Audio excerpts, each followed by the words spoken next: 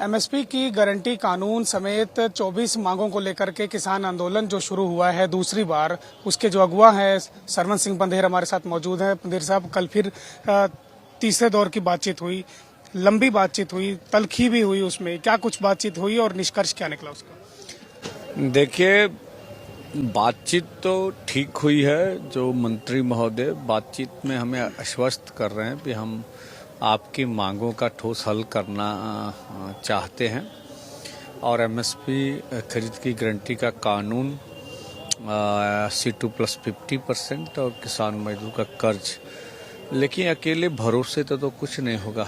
उसको कानूनी जामा कैसे पहनाया जाए, अमल में कैसे लागू किया जाए, उन्होंने समय लिया है। तो हम देखेंगे अब जो नेक्स्ट वार्ता होगी उसमें क्या रिजल्ट निकल के आता है।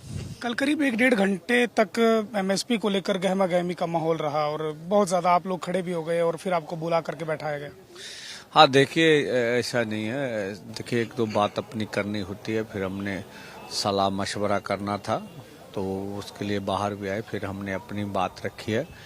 अच्छे वातावरण में माहौल हो, बात हो, ऐसा कोई नहीं था, लेकिन अपनी बात रखने का सबको अधिकार हमने भी रखी, मंत्री ने भी रखी। पंधेर साहब, पिछली बार जब आंदोलन हुआ तो हमने देखा कि 13-14 दौर की वार्ता हुई और अब की बार भी 3 दौर की वार्ता हो चुकी है और 2 दिन बाद फिर चौथे दौर की वार्ता है। कितने दिन तक ये तारीख पे तारीख या मीटिंग पर मीटिंग होती रहेगी? देखिए, ये तो केंद्र बता सकता, हम तो देश दुनिया को कहना चाहते हैं। हमारा दिल्ली जाना, बैरिकेड तोड़ना आने का सवाल नहीं है। हम तो मिल बैठ के मसलों का हल करना चाहते हैं। सरकार बुलाएगी, हम जाएंगे। अगर नहीं निर्णय होगा, दिल्ली जाने का निर्णय हमारा बना हुआ है।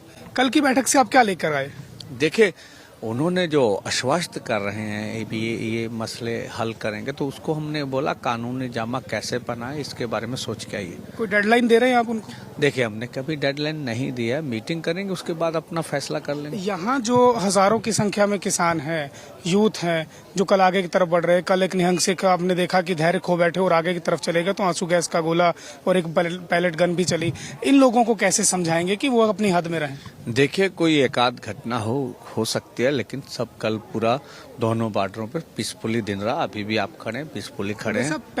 पहले जब आंदोलन हुआ था तो उसमें 750 से ज्यादा किसानों की शहीदी हुई। आज भी एक किसान जो है वो उनकी मौत हुई है, शहीद हुए हैं। आगे ऐसी घटनाएं ना हो, इसके लिए आप कैसे आश्वस्त करते हैं? देखिए, तो समूह चला रहे हैं बुजुर्ग आदमी 63-60 के गुरदासपुर के, तो वो उसको काफी ज्यादा प्रभाव पड़ा, तो आज सुबह वो शहीद हुए हैं। हम आशा यही करते हैं कि सरकार जितनी जल्दी हो निर्णय ले, इस तरह की घटना कोई भी शहीदी आगे ना हो। प्रेस कॉन्फ्रेंस में मुआवजे की मांग भी रखी गई। हाँ, देखिए, हमने मांगा 20 लाख रुपया एक परिवार को नौकरी। पिछली बार का मुआवजा मिला आप लोगों को? हाँ, अभी पंजाब सरकार ने दिया है, लेकिन केंद्र की ओर से तो नहीं मिला है। पंजाब सरकार सहयोग कर रही है, हरियाणा सरकार, केंद्र सरकार नहीं कर रही? देखिए, ऐसा नहीं है। सरकार अपनी जगह, हम अपना कार्य कर रहे हैं। हाँ, पंजाब सरकार हमारे कार्य में कोई दखल नहीं कर रही है। हरियाणा ने हमें बैरिकेटिंग करके रोका हुआ। हमने तो हरियाणा में नहीं बैठना, हम तो देश की राजधानी में जाना चाहते हैं। अगर नहीं जाना देते, हमारी मांगे मान लिए, नहीं तो पीसफुली हमें प्रोटेस्ट करने का अधिकार दीजिए। सवाल तो यहाँ बैठे लोग तो यही करते हैं ना कि आखिर हमें कब तक शंभू पर बैठाए रहेंगे, पंजाब की सीमाओं पर कब बैठाए रहेंगे, आगे चलने का हुक्म कब देंगे? क्योंकि 13 तारीख तो आपने दी थी, 13 तारीख कब की निकल गई? देखिए, ऐसा है, हम पूरे देश के समक्ष ये बात नहीं चाहते कि वो कहें भी ये मसलों का हल नहीं करना चाहता, बैरिकेड तोड़ना चाहते हैं, अंदर जाना चाहते हैं। हम वार्ता करेंगे, अगर वार्ता विफल हुई तो आगे का निर्णय लेंगे। यूएनओ में भी मामला चला गया है। आपको लगता है कि ये देश का अंदरूनी मामला है और ये देश में ही रहना चाहिए? हमने तो नहीं लेके, मानवाधिकार को संगठन लेकर गए हैं, तो उसमें बात तो कोई ऐसी बात नहीं। दुनिया में तो जब यहाँ तस्वीरें जा रहे हैं, इंटरनेशनल मीडिया आया, तो ऐसा अगर खट्टर साहब नहीं करते तो अब जब कहते हैं भी दुनिया का सबसे बड़ा लोकतंत्र मुल्क है, तो अब ऐसा मत करिए। तो अब तो सरकार ही अपनी छवि खराब कर रही है ना, हम तो नहीं कर रहे हैं। हरियाणा के सीएम कहते हैं कि आप लोगों का तरीका ठीक नहीं है। जैसे गुरनाम सिंह चढ़ूनी चुनाव लड़के सदन में जाना चाहते हैं, आप लोग भी उस तरह आइए, किसान की मांग उठाइए और अपने कानून बनवाइए। देखिए, जो मर्जी बयान दे, जो उन्होंने तरीका चुना बैरिकेडिंग करके, उनका कौन सा तरीका उचित है? तो खट्टर साहब पहले से बयानबाजी करते रहते। कितने लोग घायल हुए? आखिरी सवाल सिर्फ इतना है कि एक कैजुअलिटी तो हुई है, घायल 400 तकरीबन।